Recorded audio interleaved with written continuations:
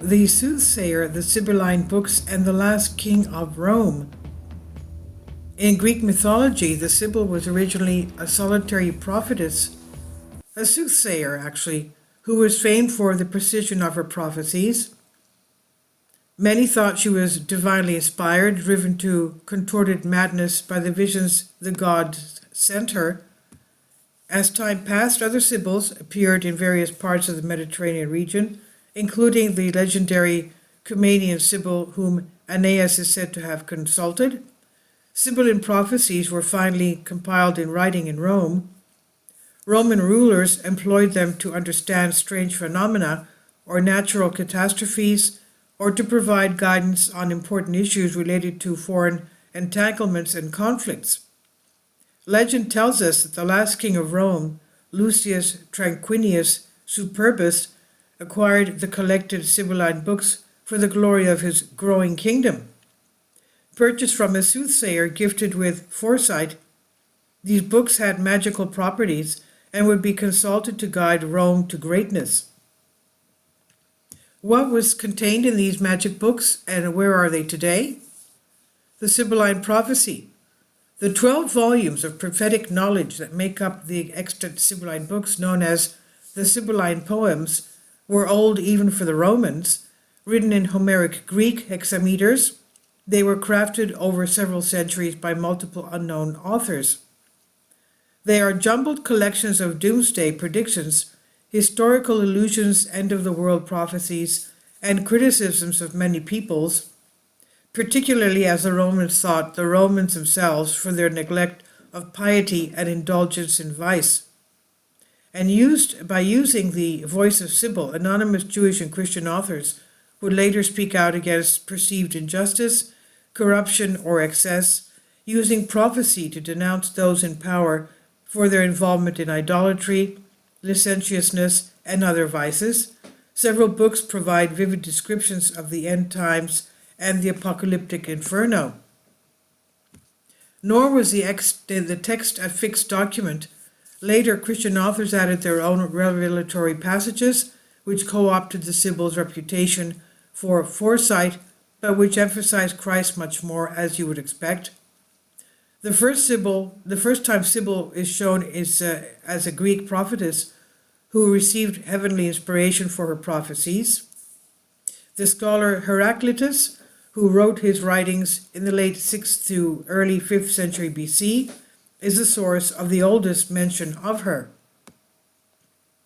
Heraclitus describes her as a lone figure, a raging seer in the wilderness who spoke in a godlike manner, without humor or embellishment, and with a voice that echoed throughout the universe. After then, the traditional fragments and the Sibyls became more numerous. The prophetess of Heraclitus may have been a lone voice that spoke without regard to location or time for 1,000 years, yet later references mention several Sibyls who were assigned to certain places and who stood in for different, maybe rivals and shrines. Heraclitus Ponticus, a philosopher of Plato's Academy and a polymath, authored a book on oracle shrines by the middle of the 4th century BC, which noted many Sibyls throughout the Mediterranean region. He dryly recorded copycat Sibyls in Marpesus, Troad, Erythra, and Delphi. Nascent attempts at brand recognition are also apparent. The Erythraean Sibyl was known as Hierophile, and the Delphi Sibyl is said to have come out of the distant past as a contemporary of Orpheus. The Marpesian, on the other hand, was a newer prophetess. According to Heraclides, she lived during the reigns of Solon and Cyrus, and that's around 6th century BC. But the inference was clear: if you wanted to run a temple of import, you needed a Sibyl to attract paying pilgrims. The most famous Sibyl is, of course, the Oracle of Delphi, who appears in Homer and predicts the Trojan War. The Sibyl endured for hundreds of years, had been claimed by the Delphians as a child of Zeus by the time Pausanias lived around 2nd century AD. Alternatively, she had been claimed to be the daughter of a nymph and to have been located at Marpesis, whose ruins Pausanias had personally visited. Significantly, Herophili was claimed by both Marpesis and Erythra, and it seems that rival Sibyls would squabble from time to time. The Sibylline books of Rome. We know of the Sibylline books primarily through the account of the historian Lactantius, an early Christian author and advisor to Emperor Constantine I. Lactantius himself quoted an account by Varro, possibly ancient Rome's greatest scholar, who outlines the story. Varro's account talks the last king of Rome, who ruled Rome before Rome and reinvented herself as a republic in 509 BC, an old woman believed to be a soothsayer and known as the Cumaean Sibyl herself, approached Tarquinius Superbus and sold him 9 books of prophecy. Whether or not the story is true and these oracles were obtained in Tarquinius' time, they were said to be kept at the sanctuary of Jupiter Capitolinus and were utilized on several occasions during the life of the Roman Republic and the later Roman Empire when Rome faced crisis. The more skeptical reader will already be seriously doubting almost everything about this origin story, mystical books offering divine guidance which the public are not allowed to read. Sounds a lot like made-up oracular support for whatever rulers want to do. Don't argue with my politics, the Sibyl said it and it's for the best, etc. The fact that the original texts were heavily modified and many additions were made over the centuries also supports this concern.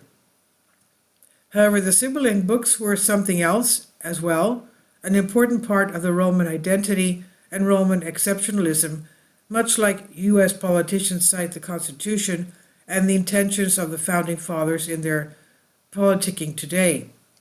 In truth, just like the U.S. Constitution, the texts of the Sibylline oracles that have survived have nothing in common with what was created by Roman authorities for public consumption. What we know of the books from the surviving collection reveal them to actually be literal works written primarily in Greek hexameter. Numerous Jewish and Christians created it, and possibly a few pagan authors between the 2nd century BC and the 7th century AD, all of whom had different goals and agendas. The Sibylline books are divided into 2 main groups containing 12 volumes and other fragments. Central to Roman identity, 15 high-ranking people were responsible for looking after the Sibylline books, which were held on the Palatine Hill in Rome. Under the direction of the Senate, officials consulted the Sibylline books in times of crisis to seek guidance on preventing disasters rather than detailed prophecies of specific future occurrences. There were many opportunities for misuse, as only the rituals of expiation and recommended by the Sibylline books were shared with the whole public. The people of Rome only got the advice after it had been interpreted by their leaders. Certain sea changes in Roman behavior, changes to the sea, in Roman behavior came from the advice of the books, the worship of Apollo, the Magna Mater, the Big Mother, Cybele, and Ceres all grew in popularity based on advice translated from the Sibylline books, for example.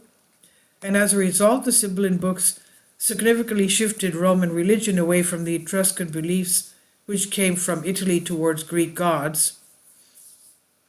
The Sibylline books were the driving force behind the construction of 8 shrines in ancient Rome, and the famous Roman pantheon of gods we know today are just a rebranding of older Greek gods. Researchers believe that after centuries of adjustments and amendments, the books met their end in the 5th century. The Roman general Stilco, with barbarians almost literally at the gate and the fate of Rome in the balance, despaired of the public faith in them and had them burned in 405 AD. Stilco himself was unable to save Rome, being himself executed 3 years later, with Rome falling to the Goths shortly after. Perhaps the words of the ancient Sibyls had protected Rome after all. And this is by Bipin Dimri on Historic Mysteries. Please leave your comments. Thank you for your support. Kindly support my Patreon account. The daily posts are 5 videos daily, and they are totally different from what I have on my YouTube channel. Thank you so much for your support and that you find all my content so interesting. You'll find the Patreon account details in the description box below.